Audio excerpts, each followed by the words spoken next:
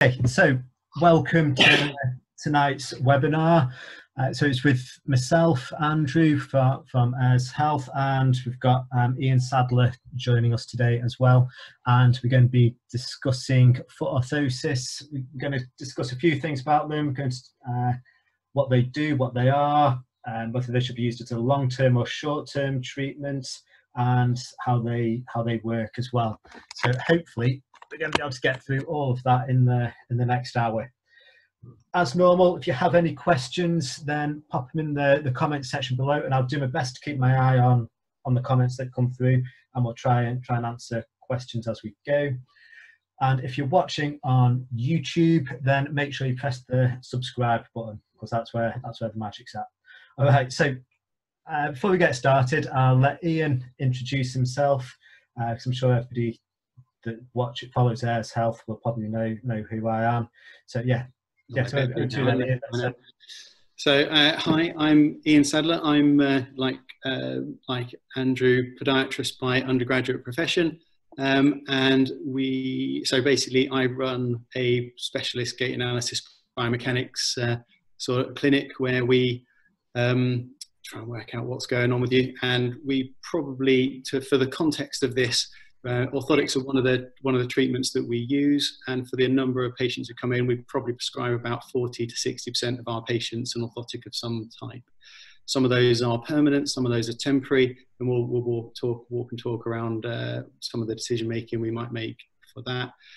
For my background, I've worked as I've provided lectures for a lot of the sort of national UK-based orthotics companies, and I've done a little bit of consulting for one of the trainer companies, and I've worked within the industry for the gait analysis technology, so foot pressure and tying it up with video analysis and all those sorts of things. So building insoles from various different routes and helping people when they come a bit unstuck with their insoles as well.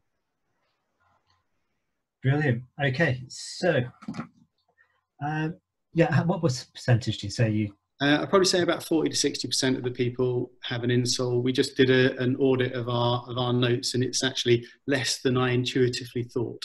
We're getting insoles, and yeah, quite a few are for a short-term period while they're getting over things, but equally quite a lot of them, it's going to be something they're going to need help with for a long time.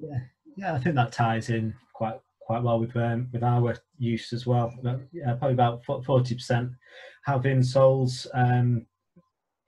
of different types, because we've got the off-the-shelf ones, the semi-customs, and the fully custom-made ones as well. We'll define that. So for a bit of a discussion about what insoles actually are.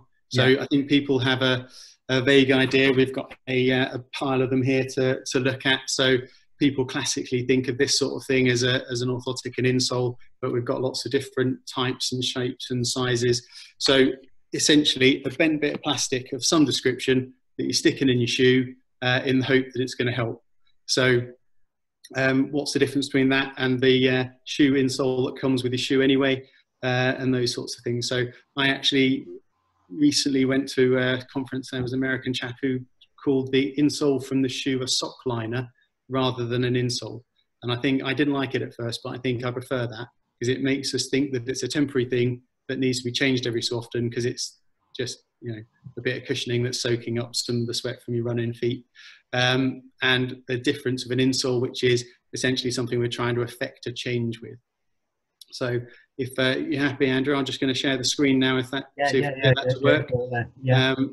And we can then hopefully run through a little bit of a presentation.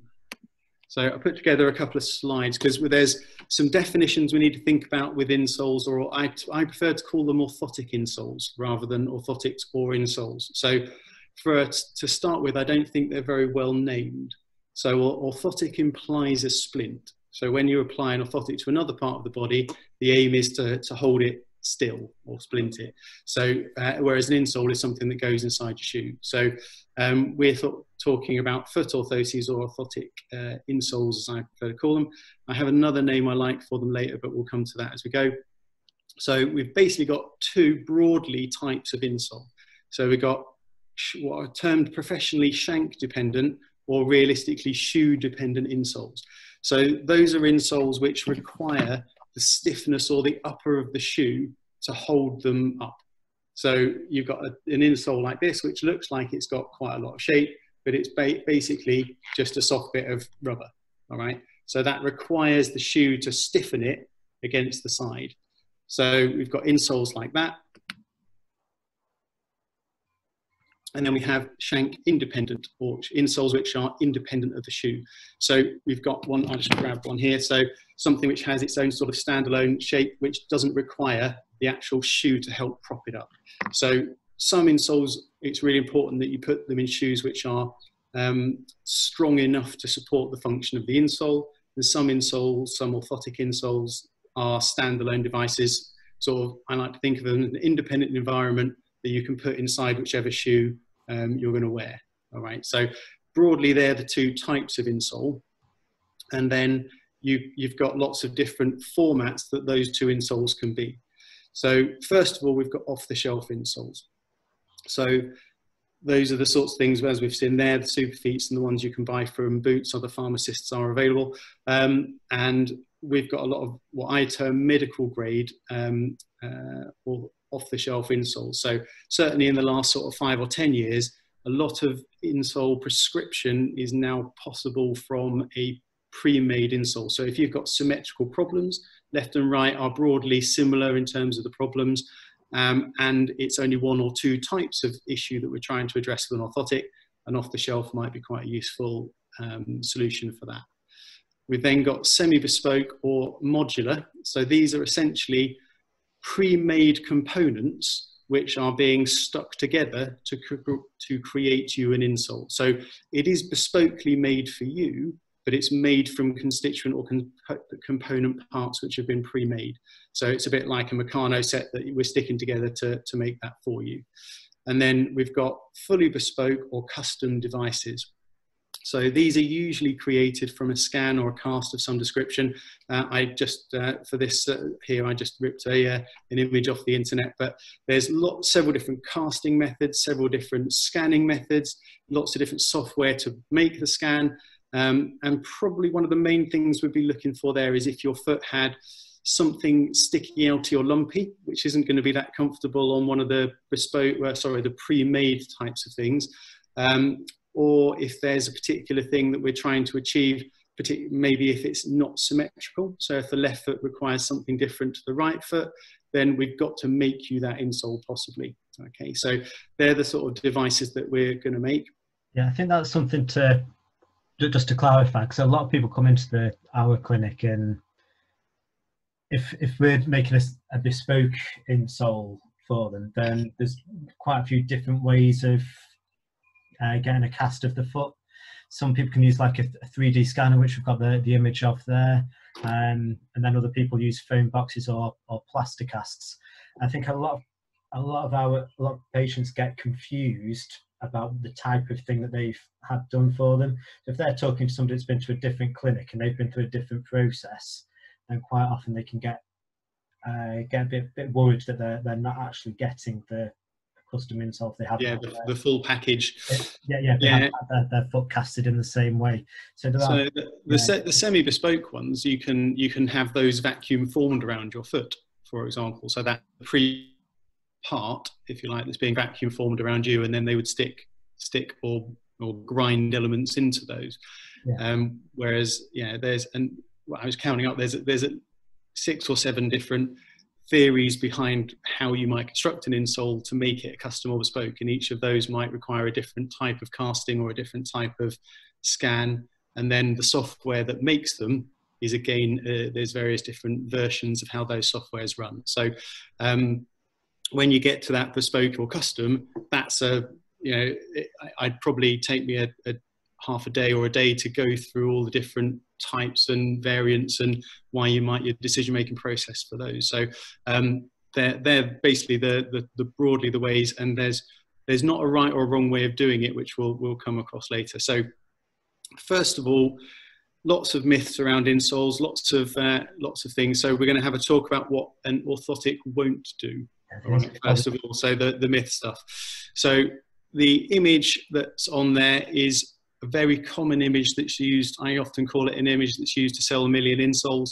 And I'm not picking on Vionic shoes. Hundreds of companies use these types of things. It's just I happen to use their one. So you'll see the dotted line marks down the back of the heel there, along here, and then there's a curved one without the insole. All right. So our aim is not to make this line straight. Okay. It never has been. It never will be. I don't think it might change, but so far our aim is to not make this straight. Okay. The rolling outwards of your heel and the relative rolling inwards of your ankle needs to happen for most people in some form of step. All right. So we need to see movement or change of that. Okay. And as we're going to have a look at in a minute, the foot's a dynamic moving thing. So we don't want to hold it in a single place. Right. And there's not much evidence that we can anyway, even if we wanted to. All right. So the next one, or the word that we probably most commonly get used, is an arch support.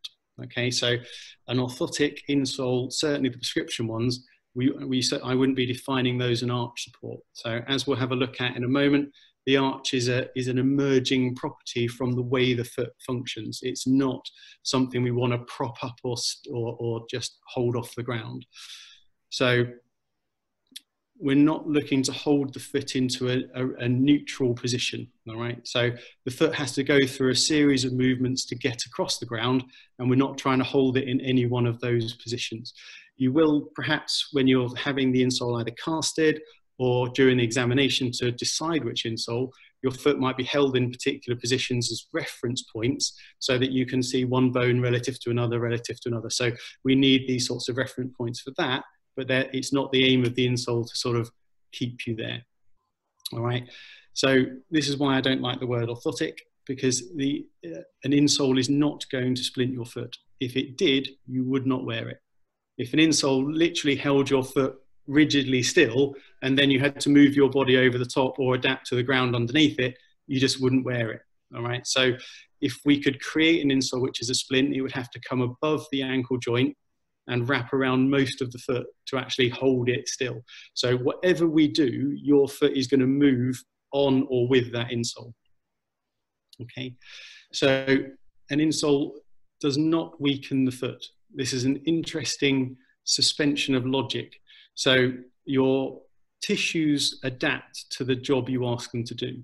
So when you wear an insole, your muscles will, or your soft tissues, ligaments, tendons, muscles should adapt to the function that structure is making it do. If you repeat it enough times, you'll just form different muscle structures around that. So you'll probably find that it will definitely weaken one bit, but strengthen another.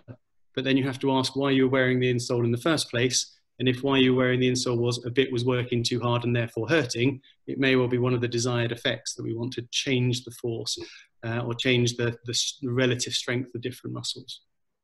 Okay, doesn't pull your foot down.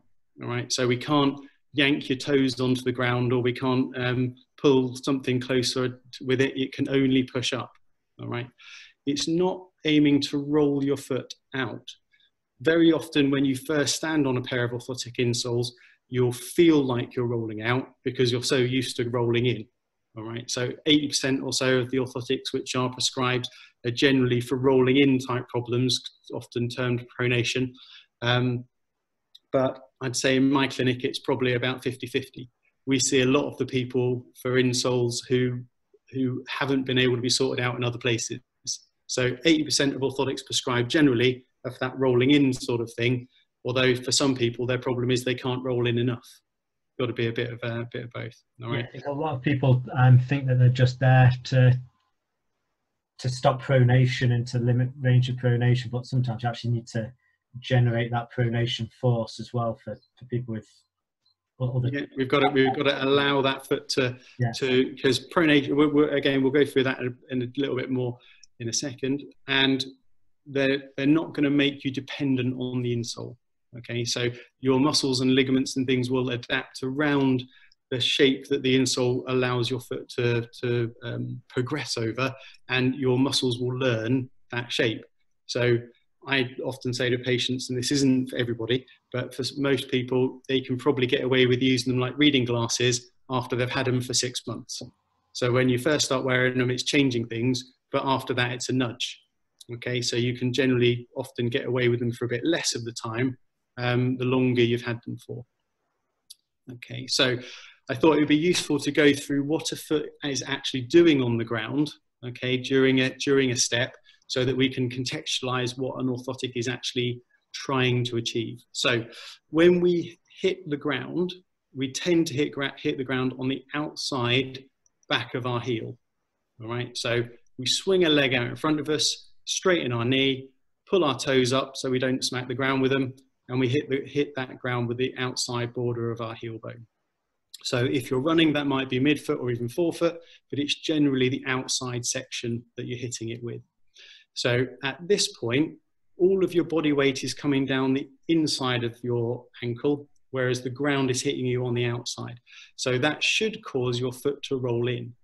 That horrendous word pronation that we always get told is a bad thing, we must have that pronation occurring. It's got to roll in. So that's your body adapted, that's your body, sorry, sort of taking those impact forces. So next bit is called the load response. So your foot's flattening. Yeah. Sorry, so pronation, talk about, it's just a movement of the foot. Yeah. In the same way that the elbow bends, well, flexes and extends, the foot pronates and supinates. It's just a normal movement that normal healthy movement to occur. And if we yeah, you need some degree of pronation in order to do certain things on the ground, and you don't have a pronated or a supinated foot. Pronation is the movement that gets you to a flat foot or gets you out of a flat foot. So supination gets you out of it, pronation gets you into it. So after we've initially touched the ground with our foot, our body weight's still accelerating onto the ground as you lower that foot towards the ground.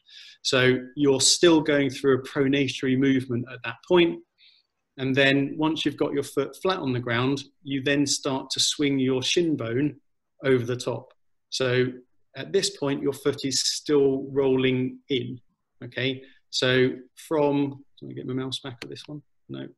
So from initial contact, load response, to having your foot flat on the ground, and then swinging your shin bone until it's about vertical above your ankle, all of that time you are doing a pronatory movement, okay? The act of pronation brings the ankle joints and the joints in the middle part of the foot closer to the ground, lowering your arch profile, okay?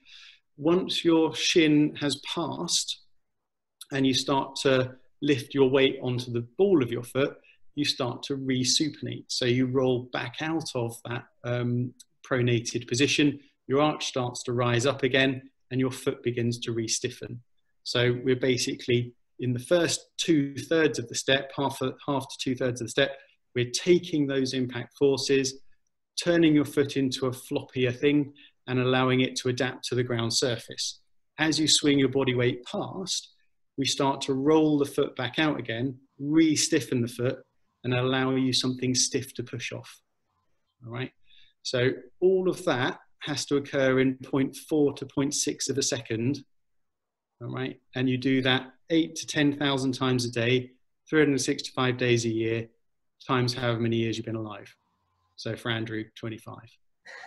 Okay. And then we do that over and over and over again. Now imagine that's got to allow your foot to adapt for whatever the ground surface is, however heavy you are, whether you're carrying a bag with you, whether there's a hill, okay, whether you even saw the ground. So that's an automatic system that just happens as an emergent property of what the bones are doing, held together by the ligaments, powered by the muscles. And then we've got a swing phase, which we're not that interested in for the purpose of this. We're only really having an effect with the insole at the stance phase. Okay, so when you're actually planting your foot and rolling it across the ground. Ian, we've just got a question coming from Katrina Corby. If the foot is fatigued from a poor posture, the orthotic would help encourage better posture and intrinsic as well as extrinsic muscles would transmit energy more efficiently. Is that a fair assumption? Yeah, I think that sounds fair. I think if we certainly get patients who are fine walking a certain distance, and if they walk double that distance, then they start to get a problem. And to take it to extreme, you get Ironman triathletes who don't get any pain until they've been running for 2.5 hours. You know, so fatigue and of the muscles' ability and the soft tissue's ability to adapt for that bony structure against the ground is definitely can be augmented with an orthotic. We're also going back to the sensory feedback thing, where hopefully we're gonna be able to feel the ground a bit better as we get fatigue in that neuromuscular patterning. So yeah, in short, yes. Sounds good. Not good at a short answer. All right. So what can an orthotic actually do? So an orthotic, we find it can decelerate and accelerate movement. All right. So it can basically, if we think of the foot as and here's the live version of the one we just saw. If we think of a foot as a flowing system of movements over the ground, all right, and that is taking time to get from one bit to the next, to the next, to the next, and your body's moving over the top of that. If we can, with an insole, slow a bit down or speed another bit up, then we can alter the way that next bone flows. So if we think of it as a sequence of movements rolling, flowing across the ground, if we can alter the time that one bit occurs, the next bit doesn't have to work as hard, and then so forth and so forth. All right. It can limit the range of that pronatory movement. Okay, so if you're still pronating when your body needs you to be supinating, so if you're still rolling in when you should be rolling out, then we might be able to limit how far you roll in and help you come back out of that. So what you're trying to say it's trying to make the foot resupinate earlier than it was doing before. Yeah, well, the foot may not get to the same degree of pronation it did before, so it hasn't got to resupinate as far. All right, I think we can show that. Whether we can actually make it supinate is another question. So I think your foot's often supinated. This is another bigger topic, but a lot of the things that supinate you are actually outside the foot's control. Whereas the things that pronate you are very much foot ground in the face. So we know that the insole what we want an insole to do is bend a bit, okay? And we might want to make it stiffer in one bit and bendier in another. So as you roll your foot across the ground, you get deformation at one bit, stiffness at another bit, so we can retime when that's occurring, okay? So it's resisting the push down. Okay, and it's changing the direction of the forces between the ground and you.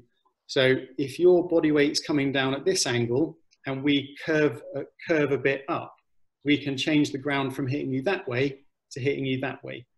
All right, so we can re-angle where the two forces interface. And if that's the bit that hurts, we can offload it and send it somewhere else. Okay, now, breaking news, insoles can't make you lighter, all right? And they can't change gravity. So you've still got to deal with hitting the ground and ground hitting you back. We can just re-angle where that's going, all right? So, and it might be able to, so this is a more emerging bit that we're showing that the foot is more and more sensitive than we thought it was, shall we say. And the insole, by putting different textures on it, so this one's quite grippy, by putting different shapes and contours, lumps and things on it, we may well be able to alter the way the nerves and muscles are interacting with each other to play with that variable. So the tissue that's injured, sorry, we as clinicians tend to talk about tissues rather than hurty bits, but for the hurty bit, for whatever has become the hurty tissue, okay, we can reduce the elongation of it, so we can stop it needing to pull so hard. So for the people who managed to catch Andrew and Nick's talk last Thursday, was it your talk? Last Thursday. Yeah, still live. Yeah, it's All still right. So what we're looking to do is modify the load on that tissue. So the tendon, I think we talked about posterior tibial tendon last week. So this is a tendon that runs down the inside of the ankle here and is a primary decelerator of that pronation. So it pulls, it's like a rope pulling that way while you're rolling in. So if that's worked really hard because you've done a sprint session or something and you've managed to injure it because you hadn't done enough building up to that sprint session, you can use an insole to reduce that stress. All right. Now, when you've recovered it, do you need the insole still? Depends if you're going to train responsibly. Okay. So it can modify the load through bits of the tendon and it can put them back in their sweet spot. All right. So if you've got a bit that you've stretched too much and it's hurt, it can stop it needing to stretch as much so you can do more of your sporting activities. If we just go back to the zone of optimum stress, yeah, I know it's one of your faves. I was trying to get off it quickly. So it's I think a lot of podiatrists will probably understand what the zone of optimum stress is, but we've got a lot of non-podiatrists watching as well. So the zone of optimum stress is like this, the amount of, well, if we go over the zone of optimum stress, we start putting too much stress on a tissue, more than it's able to cope with, and that's when we start getting injuries. If we go under the zone of optimum stress, then we're not stressing the body enough to stimulate it to stay strong, and the body starts atrophying or getting weaker as a result of not having enough stress. So at one end of the spectrum, we've got too much stress, which gets the body injured through too much stress. At the other end of the spectrum, we've got not enough stress on the body, making the body weaker. But there's a sweet spot in the middle where if we can train in that area, then it allows enough stress to stimulate the body to get stronger, but not too much that it gets injured and not too little that it gets weaker. It's that sweet spot, and that's what we're always trying to aim for. So that's work for. Yeah. And so if you are a sports person, what an insole might be is a shortcut and a cheat to get back to doing some of your phys quicker, and without necessarily having to do all of the rehab, and then you can rehab yourself out of the insole. All right. So there's a massive danger there, because if you put the insole in and it makes it all feel better, are you going to continue doing your stretches, exercises and rehab? I'll leave that one hanging. Absolutely. So tendons, this is often tendon research. There's more of it than other types of tissue. But basically, if you, as Andrew was just saying, if you keep overloading a tendon, it will just keep failing. All right. It allows tissue repair. So basically, we're giving your immune system a response, help by taking some of the load out of the situation. We're letting your body heal itself a bit more easily. So it's an active rest. All right. As in my army PTI days, we used to call it active rest when they were only sweating and dying a little bit. It allows you to do rehabilitation with less pain. So a lot of the thinking at the moment appears to be that it's okay to be in a bit of pain when you're doing your rehab. I don't know if Andy would agree with that, yeah. But most of the time, some of the papers appear to even encourage it. All right, but it allows you to be in less pain, perhaps, when you're doing the rehab. So therefore, it lets you get back to your activities, whether they be playing high-level football or walking your dog. Whichever one is the one that's hurting you is what we want to get you back to doing. Yeah, so as far as saying that people do need to have a bit of pain for rehab to occur, that's where we start building up the resilience and the tolerance. So yeah, I think pain is not necessarily a bad thing. You do need a bit of it, definitely. Yeah, I think sometimes pain is just a signal there's something wrong, and if you know there's something wrong, how do you address the pain? So I think Andrew's going to do a little bit more talk on this one as I press some buttons. But so one of the questions that has come up in the lead up to doing this webinar are when are orthotics temporary, when are they permanent? All right, and that seems to be a common sort of question. Some people put them in and love them. Some people can't wait to stop wearing them. So some of the thoughts behind when it might be temporary or permanent. All right, so it might be temporary if we just need to reduce the injury to a particular bit. All right. So take my scenario of you come out of your winter running training and you go straight into doing intervals and hill reps, and your ankle muscles weren't ready for that. All right, because it's a fairly different activity to suddenly sprint up a hill to doing your long, slow miles over the winter. So you can use insoles as a temporary measure to help reduce the stress on that injured bit while you do your rehab, and then you do your prehab, and then you wean yourself off the insole. This is going back to the Zeus zone, isn't it? If somebody's gone over the limit, they've gone into the danger zone, the orthotic is there to bring them back into that Zeus area, to take the load off.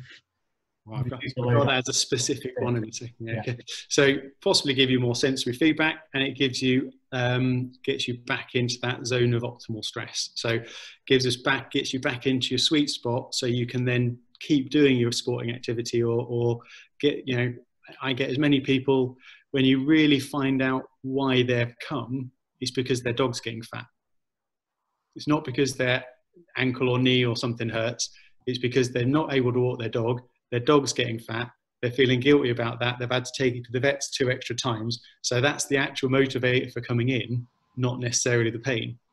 So if we can get you back doing those sorts of activities, there's going to be a much better result for you. So it allows a better tissue adaptive response. All right. So if we need to rebalance the muscles and the activity of things around the foot, ankles, toes, things like that, they're actually quite hard to rehab compared to an arm or a thigh or something like that. So it's an easy win to stick an appropriately shaped bent bit of plastic in, all right, and then you haven't got to worry about it. It's happening for you. If somebody has a weight to surface area issue in relation to their foot, all right, so if you're 90 odd kilos and you've got a size 3 foot, the soft tissue that's trying to control the way that foot is moving would need to be ridiculously strong to be able to do it.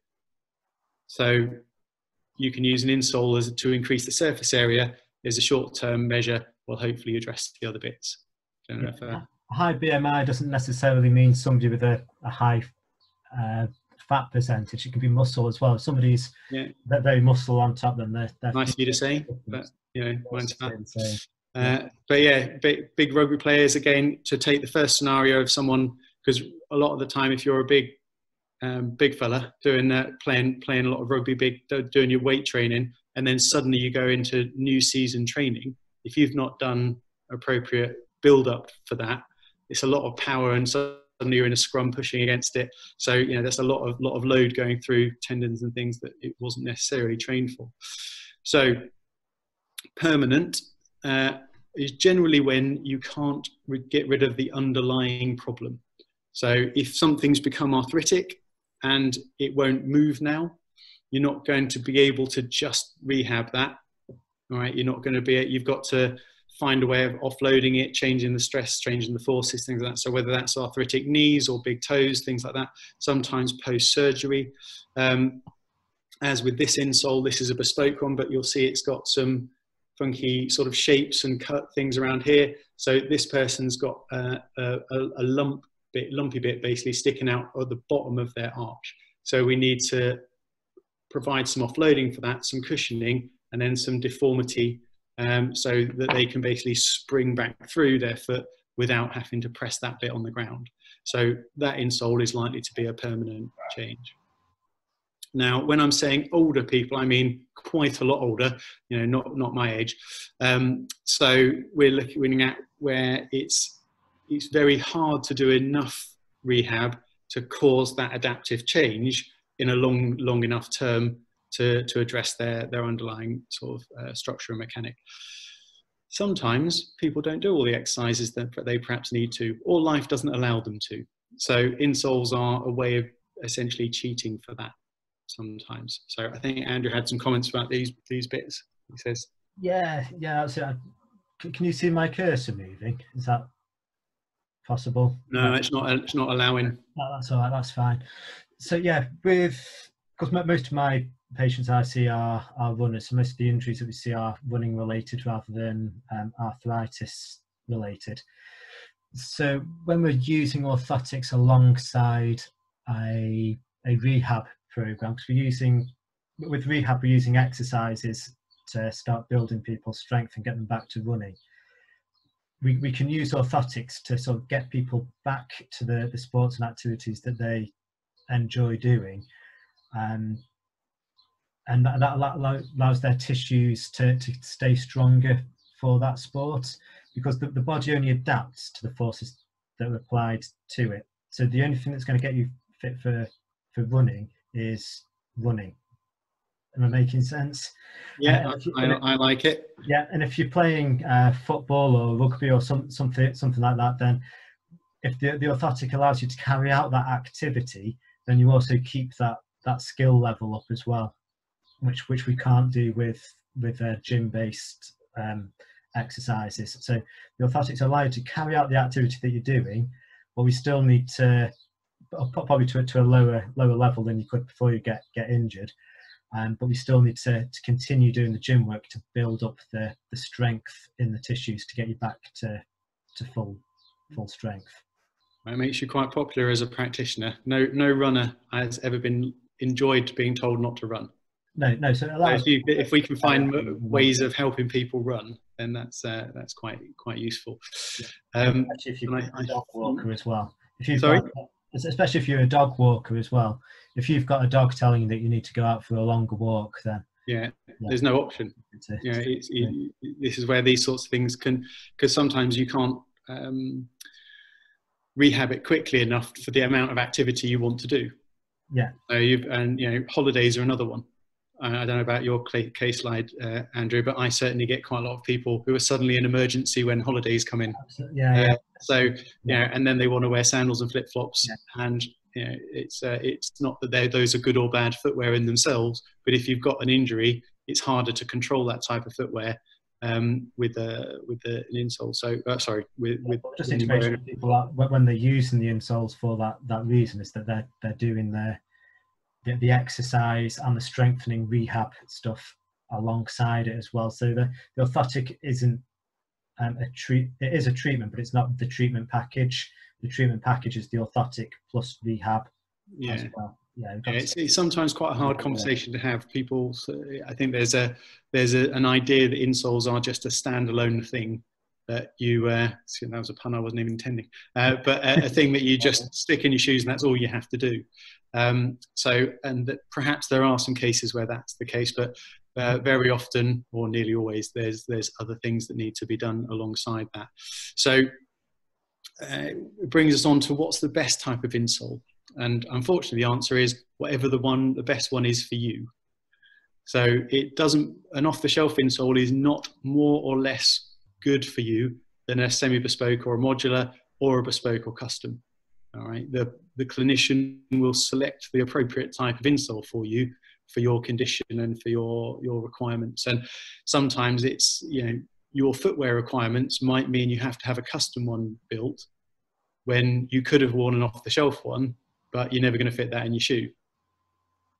So one of the things we can do with the custom ones is we can do fancy angling and bits in the creation of them, which take less space than if you've got to build it out of layering material up. All right. So sometimes it's actually the footwear choices you have which require you to need a custom one rather than a semi-bespoke or an off-the-shelf one. So, but yeah, where possible, we find the right one, and you might move between those. You might need a custom one to start with, and then go for an off-the-shelf one as you're weaning yourself off and getting stronger. So there are different ways of approaching and using it in conjunction with other treatment modalities. So a lot of the work I do is actually referrals in.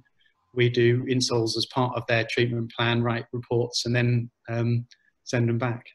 So we're sitting in there. When people ask what we do, it's basically we're here when nothing else has worked. That's when people come. We're often not your first choice, but when the MRI scan has said nothing's wrong, you've been to see somebody else for a while, you've tried resting it for about a week, got fed up of resting it, went for a run anyway, and then you decided rest doesn't work, that's when people end up sort of coming along the lines of insoles. And when they're not appropriate, it's quite disappointing sometimes for people. So I'm afraid I disappoint as many people by saying, no, I'm afraid you don't need one. Yeah, I think it's trying to work out to what sort of level you're going, what effect you're going to get from them as well. If you're only going to get a very small gain from them, then there's really not much point spending the money on them. Well, I think again that's a decision, yeah, to be made between the person, and it's a discussion, isn't it? Yeah, so absolutely. You can't, so it's it depends what their outcomes and goals are. If you can't play with your grandkids because your toe hurts, and you probably could spend 3 months rehabbing it, or wear this insole now and play the grandkids this week. It's an interesting conversation sometimes to have, because it's not necessarily a permanent or required thing, but sometimes it's what you need to get to where you want to be in the time frame that you've got.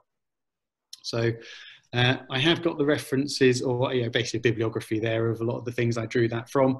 We can put that back up at the end, but how do I share? Oh, okay. There we go. Right. Yeah. So that was the slide bit. I've just got one more slide for at the end, but I don't know if we've had any questions. I know I had one leading up to this. We haven't. No, we've got 60 people watching at the moment. So I'll just say hello to a few people: Tom Fox, Lee Murphy, Robert Isaacs, Toby, Andrew Hill. Hello to you all. So I hope you getting something out of this. If you've got any questions, I'm not angry is one of the things I'm hoping you're not getting. A question that had come in, someone messaged me when I sort of put this on my Facebook page, was basically a lot of people go, and I think you covered this maybe a little bit with when you were talking about running trainers, but a lot of the time people are told, oh, you don't need your insole, you don't need your insoles because we're going to give you a supportive running trainer. And unfortunately, the answer to that is there are so many reasons that you could have been given that insole. It may not be just to try and limit a pronatory movement. It couldn't be said that you can just swap an insole function for a trainer function. So I know that you guys discussed the different. So if you want to know about trainers, go back and look at that one. But if you just get told to just take your insoles out and put these trainers in, my approach would be to buy the trainers, take them back to the person who gave you the insole conversation, because don't wear the trainer, and you can always take it back. All right, because some insoles can be replaced with the function of a supportive trainer and more can't. So I'd probably, the old 80-20 rule, I haven't got statistics to back that up, but lots of reasons that you might be been given an insole aren't what the trainer is trying to do. Yeah, so we've just had a question from Now Wafer. Thoughts on kids and developmental mechanics and orthotic therapy? Small topic. So I think my approach to children is I only really do anything if they're in pain. So we're not necessarily going to do anything apart from, I think they call it watchful waiting. So we would generally keep an eye on them every 3 months, every 6 months, or a growth if they've gone through 2 shoe sizes change quickly. I very seldom do custom ones for children. I am unaware of anything that says that they stunt or change the development of the child. So if you're genetically going to grow one way, sticking a bent bit of plastic in the shoe is unlikely to alter that. So yeah, I suppose they're my thoughts. Have you got anything additional to that? I think it's your DNA determines what sort of shape your bones are going to grow out, along with nutrition, of course. If you've got poor nutrition, that's going to affect things. But yeah, I don't think we can change the shape of children's bones with orthotics. So yeah, that's not something it's not something that we would be. It would be. Yeah, I've never seen anything that says we can. Although I realise it seems to be a fear out there. So I think it perhaps comes from the idea that an orthotic is a splint. So therefore, if you're splinting someone's something, then you might well change the way the bones grow. But my understanding is that the foot and therefore body roll over the top of the orthotic, and the orthotic just changes the direction of the force in some way.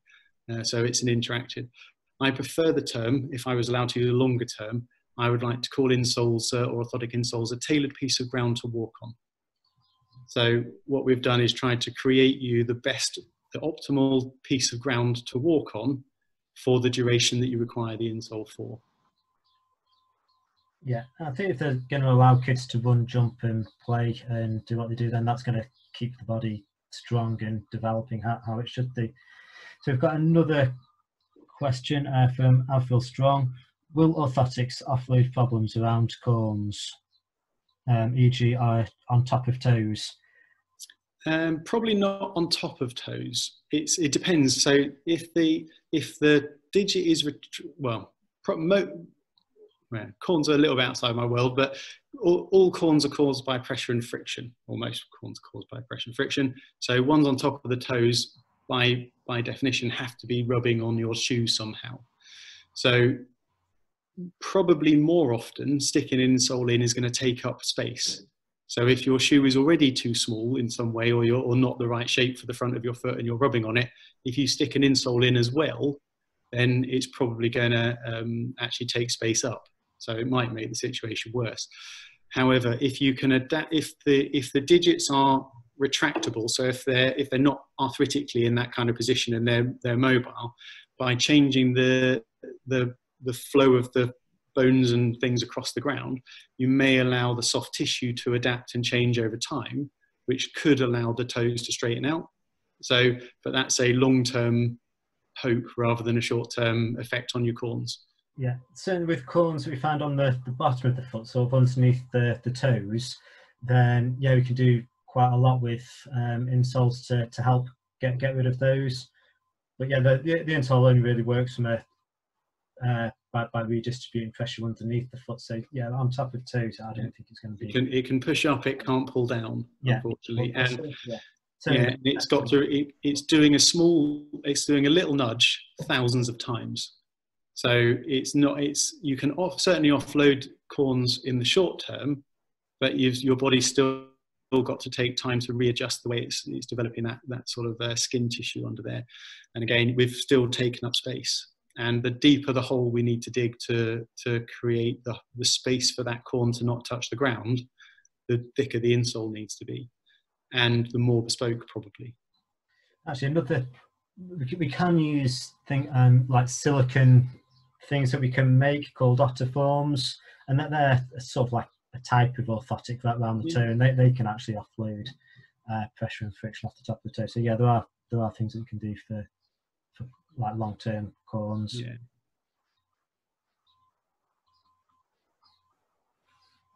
Any more questions from anybody? So should we just sort of sum up then what about orthotics, what they can do? Or what about improving mechanics of hallux valgus?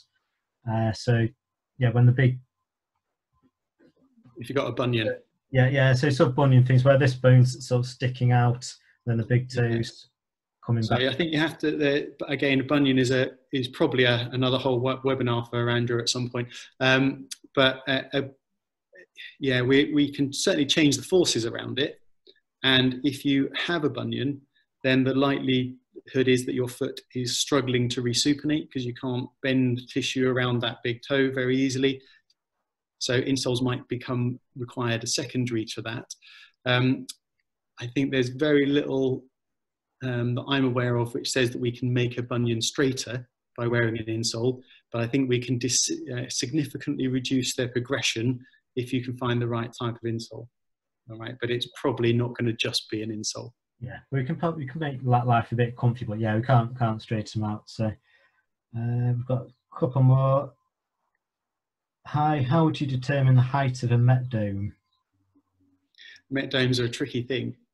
So I think Met domes positioning as well as height is quite a tricky thing, and getting it repeatably in the same place every time is also quite a tricky thing.